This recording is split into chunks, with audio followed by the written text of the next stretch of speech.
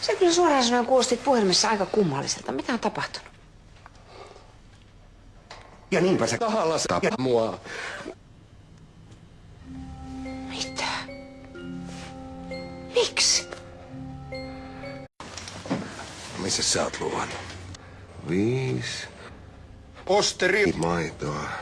Rasvatonta 4 tukkokuorma. Siis mikä ei siis pitänyt paikkansa? No vaikka sinä... Älä yhtään yritä kananmunia.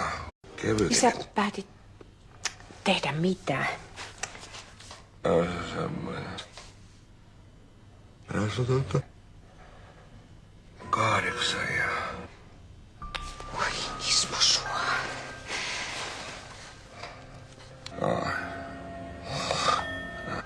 Nyt me puhutaan oikein kunnolla. Mä laitan sulle sängyn tähän sohvalle ja se jää tänne yöksi.